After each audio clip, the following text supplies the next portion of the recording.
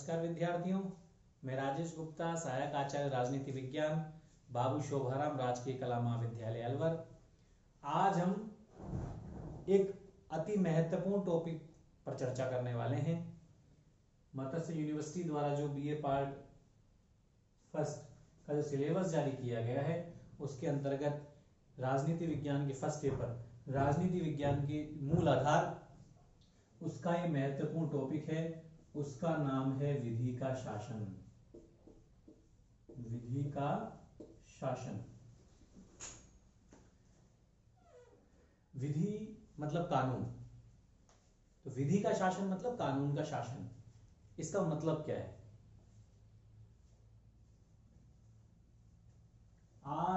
हम संपूर्ण जो देशों को हम सामान्यतः दो भागों में बांट सकते हैं।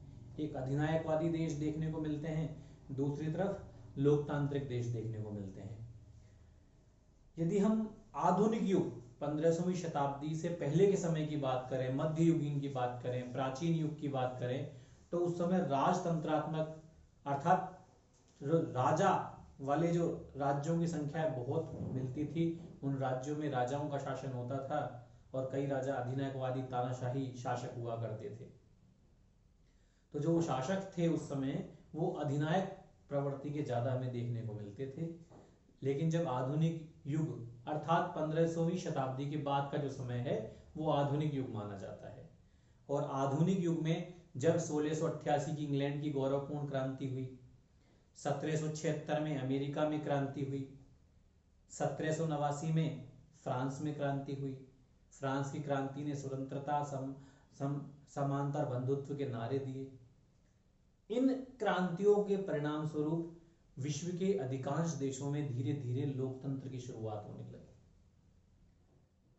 अधिकांश देशों में लोकतंत्र आने लगा और अब तक जो एक लोगों को स्वतंत्रता, समानता के जो अधिकार नहीं थे, धीरे धीरे इन लोकतांत्रिक व्यवस्थाएं जब आई देशों में, तो वहां लोगों को स्वतंत्रता, उनके अधिकार, समानता, बंधुत्व, भ्रातृत्व, ये सभी जो तत्व हैं वो उन व्यवस्थाओं में देखने को मिले।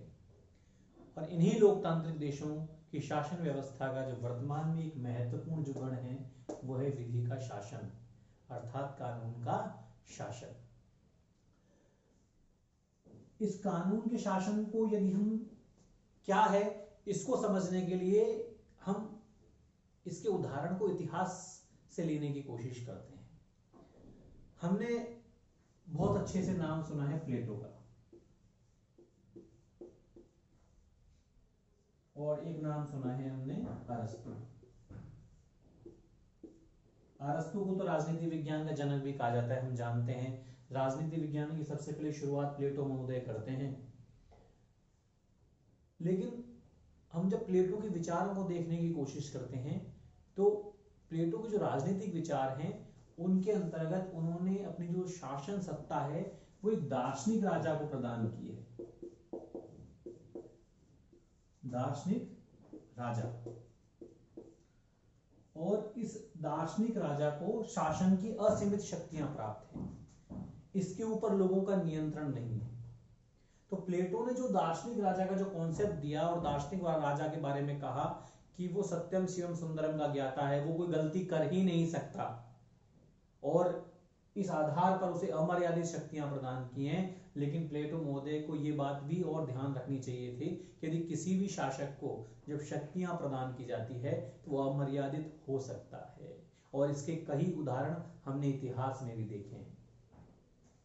तो प्लेटो दार्शनिक राजा के शासन की बात करता है, और यहाँ पर इसीलिए कानून का शासन हमें नजर नहीं आता। सारी जो शक्तियां हैं वो दार्शनिक राजा के हाथों में है, और यहाँ वो अमर्यादित हो सकता है, निरंकुश हो सकता है, अत्याचारी भी हो सकता है। लेकिन जब हम प्लेटो के बाद अरस्तु, जिसे हम राजनीति विज्ञान का जनक भी कहते हैं, उसके विचार, राजनीतिक विचारों की बात करते हैं, तो अरस्तु यहाँ पर दार्शनिक राजा के शासन की बात नहीं करता। वो किसकी बात करता है? कानून का शासन, विधि के शासन की बात करता है। वो कहती विधि ऐषणा से मुक्त है, मतलब राज्य में किसी व्यक्ति विशेष का शासन नहीं होना चाहिए, उसके स्थान पर कानून का शासन होना चाहिए। कौन बोलते हैं? अरस्तु महोदय। अरस्तु की ये विधि के शासन, संविधानवाद, 158 देशों के संविधानों का तुलनात्मक अध्ययन करना, उसके बाद अपने निष्कर्षों को निकालना, आगमनात्मक पद्धति, राजनीति विज्ञान को सर्वोच्च विज्ञान मानना, काफी सारे ये बिंदु हैं जिनके आधार पर हम अरस्तु को राजनीति विज्ञान का जनक कहते हैं। तो जहां प्लेटो दार्शनिक राजा अर्थात एक व्यक्ति विशेष के शासन की बात करते हैं, वहीं अरस्तु महोदय किसी व्यक्ति विशेष के शासन की बात नहीं करते हैं, ये कानून के शासन की बात करते हैं। तो जो कानून के शासन के जो हमें तत्व हैं, बिंदु हैं, प्रारंभिक जो स्वरूप है, वो हमें अरस्तु के समय नजर आता है।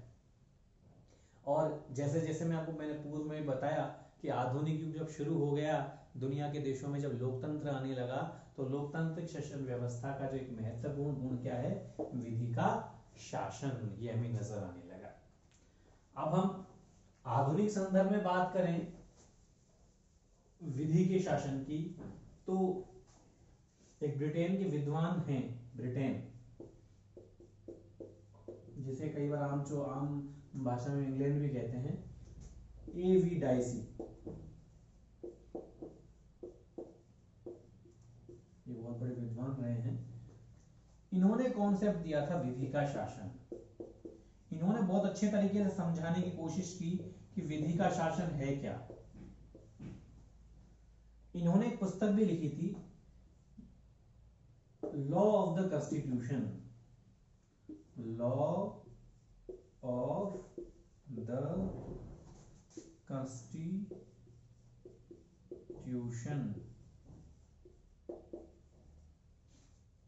संविधान का कानून, the law of the constitution.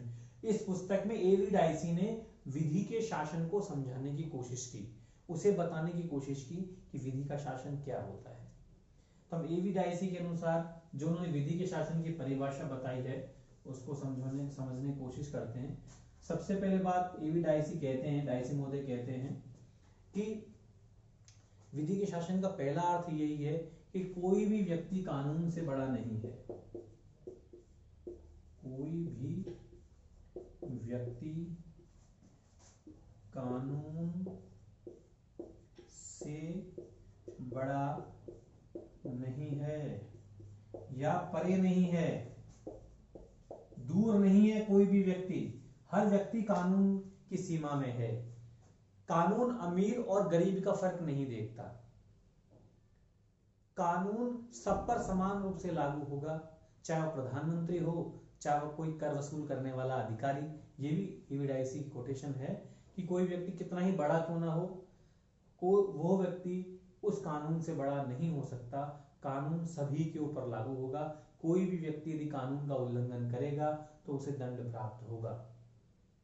तो सबसे जो पहला जो बिंदु है वो ये है, कोई भी व्यक्ति कानून से बड़ा है, कानून से परे नहीं है, सभी कानून में समाहित हैं। दूसरा है, बिना अपराध के दंड नहीं दिया जा सकता। बिना अपराध के दंड नहीं दिया जा सकता,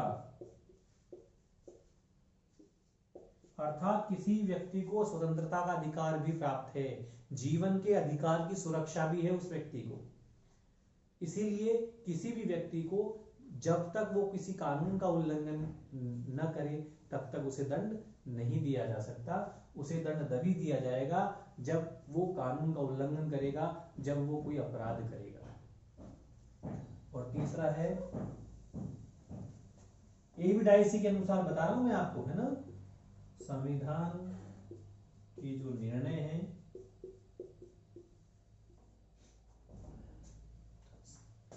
संविधान के तत्व मान लीजिए, तत्व न्यायिक निर्णयों के परिणाम हैं।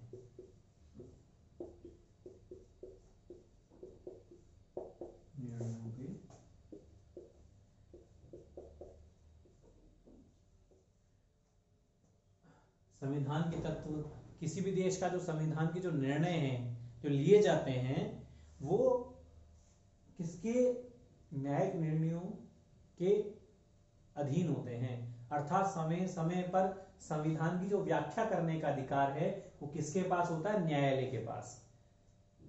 न्यायालय देखता है कि जो किसी भी देश में जो संविधान बनाया गया है वो वहां की संविधान की मूल भावना अथवा मूल अधिकारों के अनुरूप है अथवा नहीं है।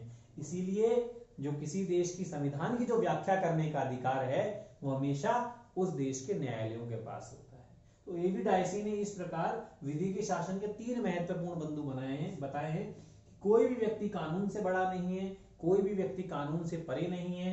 दूसरा, बिना अपराध के किसी भी व्यक्ति को दंड नहीं दिया जा सकता। और तीसरा बात, किसी भी देश का जो संविधान है उसकी जो व्याख्या करने का अधिकार है वो उस देश के जो न्यायालय हैं उनको प्राप्त होता है। और किसी भी देश में व्यक्ति की स्वतंत्रता को भी सुरक्षित रखा जाना चाहिए और व्यक्ति की सुरक्षा के लिए जरूरी है कि बिना अपराध के उसे दंड न दिया जाए। इसके अलावा वो व्यक्ति, कोई भी व्यक्ति कानून की परिधि से बाहर न हो और वहां न्यायिक जो स्वतंत्रता वो भी प्राप्त होनी चाहिए। तो इस प्रकार एबी डायसी ने विधि शासन के महत्वपूर्ण 3 बिंदु बताए हैं। कई बार विधि के शासन का अर्थ पूछ लिया जाता है पेपर में। तो विधि के शासन का अर्थ हो गया, सैद्धांतिक रूप से हमें नजर भी आ रहा है हर व्यक्ति कानून की सीमा में है, कोई भी व्यक्ति कानून से परे नहीं है, कानून का शासन सभी लोगों पर लागू होगा। लेकिन इसकी कुछ सीमाएं भी हैं, अर्थात इसकी कुछ मर्यादाएं भी हैं, इस पर कुछ अंकुश भी हैं। ये कुछ परिस्थितियों में लागू नहीं होता विधि का शासन। सैद्धांतिक रूप से हम कह रहे हैं कि ये सब पर लागू होने वाला है, लेकिन व्यवहार में कुछ ऐसी परिस्थितियां हैं जिन पर ये लागू नहीं होता। एबी डायसी ने जो परिभाषा बताई है, यदि हम ब्रिटेन के सम्राट की बात करें जैसे एग्जाम्पल के लिए, तो ब्रिटेन के सम्राट के ऊपर न्यायालय में कोई अभियोग नहीं चलाया जा सकता। तो ये वहां जो विधि के शासन से ये थोड़ा सा अलग है। ये व्यवहार में कुछ परिस्थितियां हैं। सैनिक हैं, उनके ऊपर सैनिक न्यायालयों के निर्णय लागू होते हैं। साधारण विधि के जो कानून हैं, साधारण विधि के जो आदेश हैं वो उन पर लागू नहीं होते हैं। जो विदेशों में जो राजदूत काम करते हैं उनके ऊपर भी उस देश के जो कानून लागू नहीं होते। यदि कोई विदेश का जो राजदूत है जहां उसकी नियुक्ति है, यदि वो कोई अपराध करता है तो उसको संबंधित देश जिसका वो नागरिक है उसको सौंप दिया जाता है और जिस देश के नागरिक है उसके अनुसार उसे दंड उस देश के द्वारा ही दिया जाता है जहां का वो नागरिक है। तो व्यवहार में कुछ ऐसी परिस्थितियां देखने को मिल रही है। भारत में भी हमें कुछ न कुछ सीमाएं देखने को मिलती हैं। भारत के राष्ट्रपति के बारे में हम बात करें तो यहाँ पर भी जो सैनिक हैं उनके ऊपर सैनिक न्यायालयों का जो निर्णय है। इसके अलावा जो विदेशों के जो राजदूत हैं उनके ऊपर भी साधारण विधि का जो कानून है वो देश का वो लागू नहीं होता, इसलिए कुछ सीमाएं भी हैं। कुछ अन्य सीमाएं भी हैं जैसे प्रदत्त व्यवस्थापन।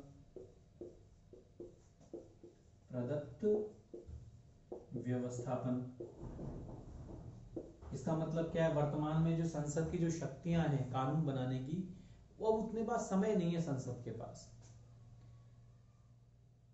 राज्य के कार्य बढ़ गए हैं, लोकतांत्रिक व्यवस्था आ गई है, जनता अधिकारों के प्रति ज्यादा जागरूक हो गए हैं, काम बढ़ गए तो कानून भी ज्यादा बनाने पड़ेंगे। लेकिन संसद के पास चूंकि समय की कमी है, इस वजह से व्यवहार में कानून निर्माण की शक्ति है जो कार्यपालिका के पास आ गई है।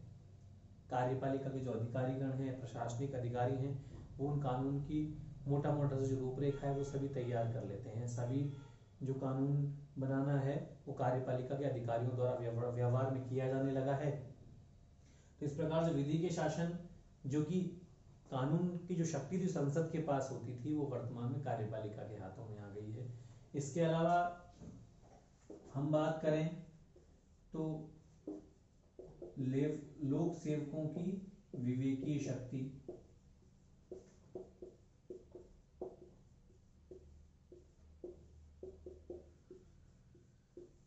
वर्तमान में ये कहा जाता है कि हर कानून सभी पर समान रूप से लागू होगा, लेकिन क्योंकि राज्य के कार्य बहुत ज्यादा बढ़ गए हैं और राज्य के कार्यों की जो जिम्मेदारी है वो लोक सेवकों के ऊपर ही है, अधिकारियों के ऊपर ही है कि उन कार्यों को सही रूप से चलाएं, सही रूप से करवाएं। इसीलिए इन लोक सेवकों को, यद्यपि कानून की विधि का जो शासन है वो कहता है कि कानून सभी पर समान रूप से लागू होगा, लेकिन कई जब हम इम्प्लीमेंट करते हैं जब किसी कानून को, तो वहां पर लोक सेवकों को कई विवेकीय परिस्थिति के अनुसार भी कार्य करना होता है। इसके अलावा यदि हम लोक सेवकों के बारे में बात करें तो उन के बारे में और हम अलग से बात करें तो कुछ देशों में साधारण कानूनों से अलग इनके बारे में अलग व्यवस्था है। जैसे अब फ्रांस की बात करें तो फ्रांस में लोक सेवकों के लिए प्रशासनिक न्यायालय बने हुए हैं, साधारण न्यायालय नहीं है। तो इस प्रकार कुछ अलग इन्हें अधिकार प्राप्त है। ब्रिटेन की में भी बात करें, सैद्धांतिक रूप से तो वो कह रहे हैं कि सभी लोगों के लिए विधि का शासन है, लेकिन व्यवहार में लोक सेवकों के बारे में वहां एक प्रावधान है कि जब उस पर आरोप लगाए जाएंगे यदि किसी लोक सेवक के ऊपर, किसी कर्मचारी के ऊपर, तो अगले 6 महीने के अंदर अंदर उस पर केस चलाना जरूरी है। यदि 6 माह से ज्यादा हो जाए तो उस पर फिर केस नहीं चलाया जा सकता। तो कुछ विशिष्ट छूट है, प्रावधान है, लोक सेवकों के बारे में अलग प्रावधान है जो कहीं कहीं विधि की शासन की सीमाओं को बताते हैं। तो ऐसी कुछ काफी सीमाएं भी हैं, लेकिन फिर भी जो एवी डाइसी का जो विधि का शासन बेहद महत्वपूर्ण सिद्धांत है, और वर्तमान में किसी भी हम लोकतांत्रिक देश की बात करें, व्यवस्था की बात करें, उस व्यवस्था में विधि का शासन यदि है तो वो लोकतांत्रिक शासन को हम उसे कह सकते हैं।